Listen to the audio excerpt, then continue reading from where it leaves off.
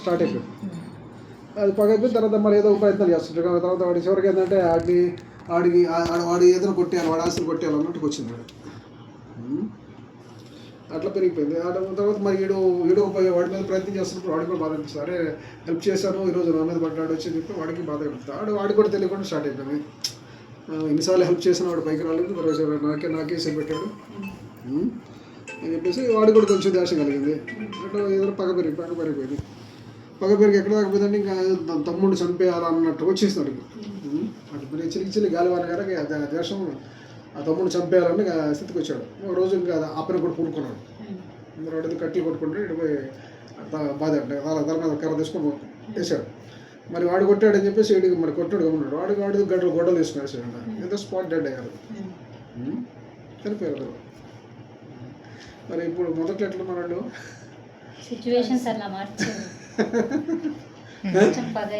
పగ కొట్టుకొని ఇద్దరు కొట్టుకొని చచ్చిపోయారు కదా. అట్లా కంచంలో మంచంలో పడుకొని అంత ఎఫెక్షన్గా ఉన్నారు.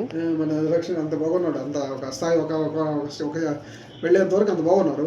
వెళ్ళిన తర్వాత మళ్ళీ అట్లా మరి చివరికి దేశం తెచ్చుకొని ఒకరికొకరు కూడా చంపుకున్న పరిస్థితి వచ్చారు. మరి ఇప్పుడు మనకి మొదట్లో చూసినట్టు ఎవరు కనుకోరు ఎవరు అంత బాగున్నారు కదా, ఇట్లా అయిపోయారు. అట్లా దాగుంటాయి రహస్యంగా కప్పటం దాగుంటుంది ఒకటి. ఆ సందర్భం వచ్చి వాళ్ళ డబ్బు దగ్గర బయటపడదు. డబ్బు ఆర్థిక లావాదేవీల దగ్గర బయటపడిపోయింది. ధనం అనేది వాళ్ళు బయటపోయింది, ధనం దగ్గర బయటపడ్డారు. అదే అక్కడ పడిపోయింది. కక్షలు కూడా వెళ్ళింది. అట్లా ఏదో ఒకటి ఉంటుంది. ఒకటి ఆడికి డబ్బు అని ఇంకోటి ఉంటుంది. ఏదో ఒక యాంగిల్ ఉంటుంది ఇక్కడ. వాడికి ద్వేషం పెరగడానికి కారణం ఏదో ఒకటి ఉంటుంది ఇక్కడ లోపల. కామక్రోధ ఏదంటారు కదా, కామక్రోధ మతమాశ్చర్యాలు, అహంకారం, గర్వం, డబ్బు, ఇంకోటి ఆస్తులు, లేకపోతే వ్యామోహాలు, వ్యసనాలు ఏదో ఒకటి వస్తాయి ఇక్కడ. ఏదో ఒకటి ఫ్యాక్టర్ వస్తుంది ఇక్కడ. అది వచ్చి అవతల ఇంకా శత్రుత్వం మార్చేస్తుంది. అది ఏదో వస్తుంది మనకి తెలియదు. అందుకని వ్యసనాలు కూడా ఉంటాయి కదా. వ్యసనాలకి మా బానిసలు కూడా గట్ట వాడి అట్ట తయారవుతుంది. డబ్బులు ఇవ్వడానికి ఏదైనా సహకరించకపోతే ఇంకా పేరు కక్ష పెట్టుకుంటాడు.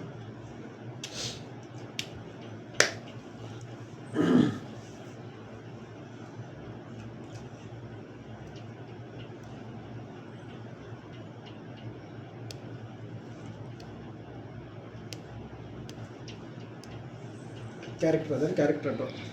అప్పుడు ప్రతి మనిషికి ఒక క్యారెక్టర్ ఉంటుంది. అప్పుడు ఈరోజు క్యారెక్టర్ రేపు ఉంటుంది.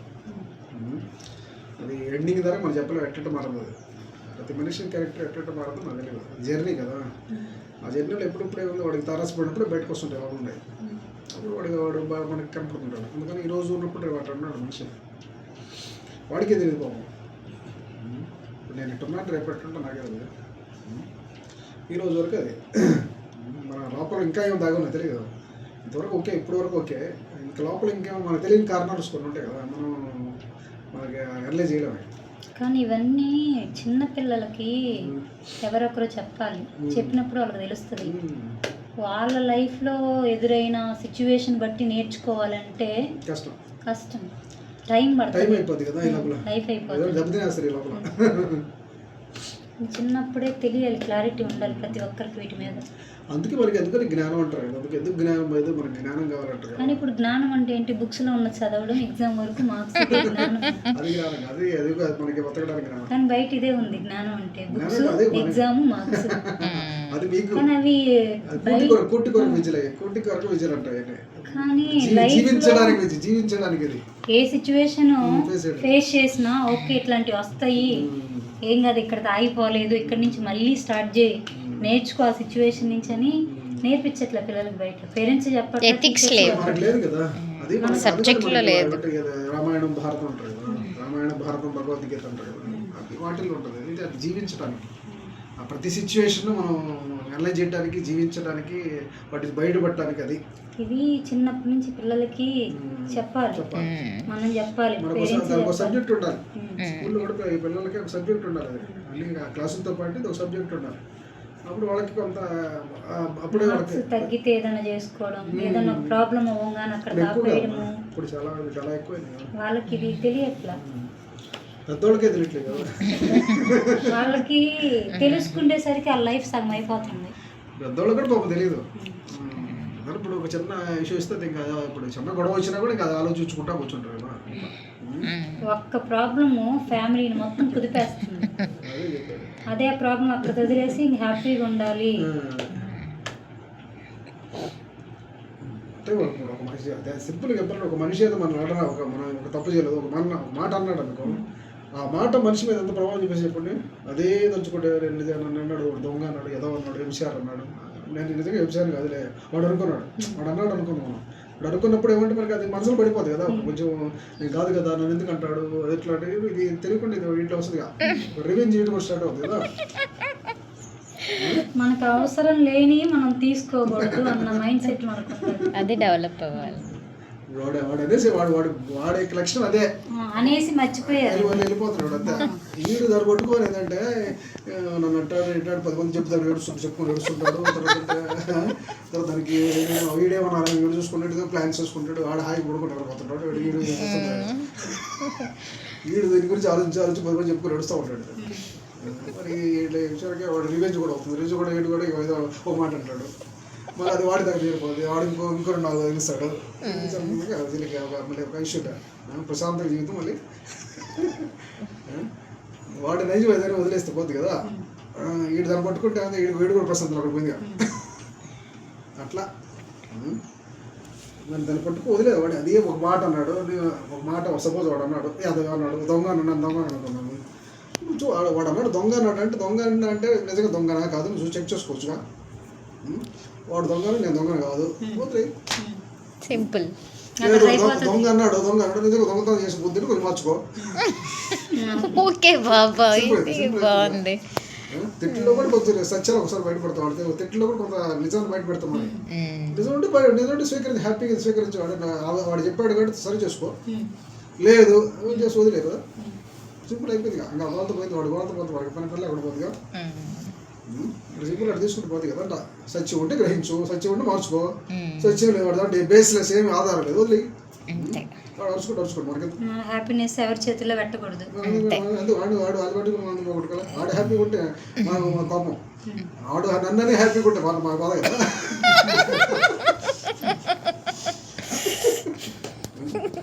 ఎందుకంటే మనం ఎదలేదు, వాడు ఏదో చేసి పడే వాడిని వాడు చక్కగా పోతాడు అనేసి నేను టెన్షన్ పడుతుండే, అది అదే కదా. అంతేగా బాబు.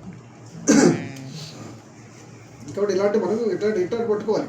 ఇలాంటి పట్టుకున్నప్పుడు అప్పుడు మనకి పవర్ వచ్చేస్తుంది. అప్పుడు ఇంకా దేని లెక్క పెట్టడం వాడు చేస్తాడు. వాడు అందరిప్పుడు నేనే చెల్లించను, హ్యాపీ వాడు చేస్తాడు, వాడు సచ్చిదా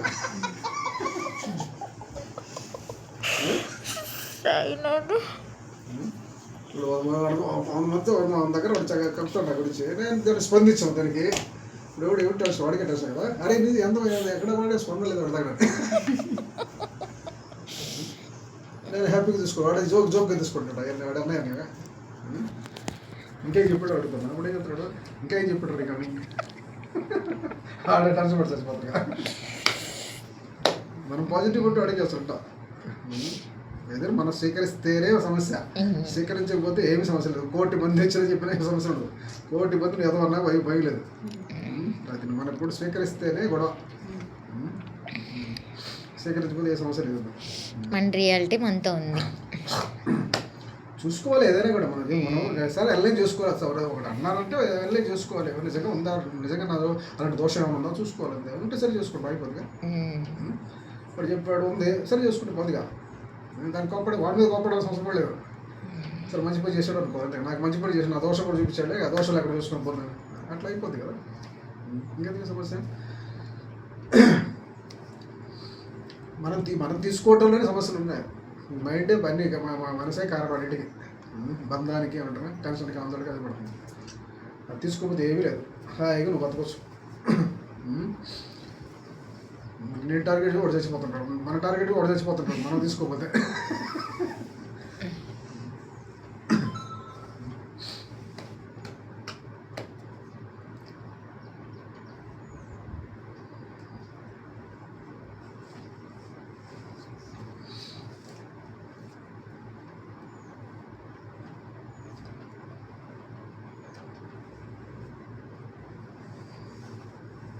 ఇదంతా మైండ్ గురించి ఉంటుంది. మన భగవద్గీత ఇన్ని ఉంటారు కదా, మైండ్ గురించే ఉంటుంది అది. అంతా మన మైండ్ చేష్టలు ఉంటాయి, ఎలా ఉంటాయి దాని మొత్తం దాని గురించి ఉంది కదా. కానీ మనకి పక్కన వాళ్ళ వల్ల కంటే మన వల్ల మనకి ఎక్కువ హాని. అంతే కదా, పక్కన వాడి నిజం అది వాడిది కదా. అది తీసుకోవడం వల్ల మనకి సఫర్ అయ్యేది. వాడి క్యారెక్టర్ అదే ఉంటుంది. మంచి క్యారెక్టర్ కూడా పోతుంది వాడు చూసేదిగా, మంచి క్యారెక్టర్ కూడా ఓడైపోతుంది కదా. ఆయన్ని పోల్చుకొని లేకపోతే వాడు తీసుకొని ఏదైనా పోల్చుకోను, ఇతర మాటలు పోల్చుకోను, కొంచెం మనశ్శాంతి కూడా బాగొట్టుకుంది. కొద్ది పోతుంది కదా. మంచివాడికి ఎక్కువ దెబ్బ ఉంటుంది, మంచివాడికి ఎక్కువ దెబ్బతింటారు. ఏదో క్యారెక్టర్లో అయినా ఏదో క్యారెక్టర్లే కదా, కొత్తగా వాడి దగ్గర ఏముండదు కదా. ఇప్పుడు మంచి క్యారెక్టర్ పోతుంది వాడి వల్ల, వాడి వల్ల నాశనం అయిపోతుంది. ఈడేం చేయకుండా ఈడేం చెందకుండానే. ఇక్కడ మంచోడు రక్షించుకోవాల్సింది. ఇప్పుడు సమాజంలో మంచోడు రక్షించుకోవాలి. వాళ్ళు అట్టే ఉంటారు కదా, వాళ్ళు మనం మార్చలేము, వాడు మారడు. ఇక్కడ ఎవరు మారాలి? ఇప్పుడు మనం దాన్ని అనలైజ్ చేసుకొని వీడి తట్టు ఉండాలి, వాడి తట్టు తెలుసుకుని పోతుంది కదా. ఓ ఈ క్యారెక్టర్ ఇది కదా అని చెప్పేసి ఆ క్యారెక్టర్ దగ్గర నేను పోతుంది కదా. వేరే వాళ్ళ వల్ల మనకు హాని రాకుండా ఫస్ట్ మనం ప్రొటెక్ట్ చేసుకోవాలి. తెలిసిపోతుంది కదా. ఇప్పుడు జ్యోతి క్యారెక్టర్ నాకు తెలుసు, అది తట్టు ఉండాలి నాకు తెలిసిపోతుంది కదా. కరెక్ట్ తెలిసినప్పుడు అది ఎట్లా ఉండాలి నాకు కూడా తెలిసిపోతుంది కదా అంట. కాబట్టి అవి డ్రామాలు వేసినా మరి నా డ్రామా నాకు కొట్టగా క్యారెక్టర్ తెలిసిపోయింది కాబట్టి ఆ క్యారెక్టర్ నాకు తెలియదు, ఆ డ్రామాలు నిలబడిపోతాను అంతే కదా.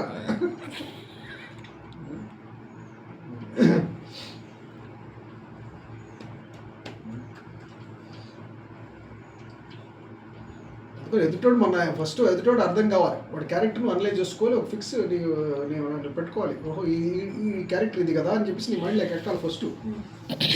అప్పుడు వాడు వచ్చినప్పుడు ఎలా మైండ్ చేయాలో నీకు తెలిసిపోతుంది. ఆ క్యారెక్టర్ ఫిక్స్ చేసుకోలేదు, మనకి అర్థం కాదు. అది వదిలేసాను అనుకో, మరి వాడి టాప్లో మనం పడిపోతాడు. వాడి దగ్గర ఒక తీర్మానం చేసుకోను, ఓహో ఈ క్యారెక్టర్ ఇది కదా అని వాడిని ఆయన కొంతకాలం చూసిన తర్వాత ఈ క్యారెక్టర్ ఇది కదా, కాబట్టి ఈ క్యారెక్టర్తో మనం ఎలా బిహేవ్ చేయాలి, ఒక జస్ట్ ఒక సెట్టింగ్ నువ్వు చేసి పెట్టుకుని సరిపోదు కదా. ఆ క్యారెక్టర్ మన దగ్గర అట్లా మన సెట్టింగ్ ఉంది కాబట్టి దాని అట్లా బిహేవ్ చేస్తున్నాం కదా. వాడితో సమస్య అంటే నీకు అది ఇక సెట్టింగ్ లేకపోతే వాడితో సమస్య. ఆ క్యారెక్టర్ నువ్వు కరెక్ట్గా ఫీడ్ చేసుకోలేదు కాబట్టి ఈ సమస్య వస్తుంది వాడితో.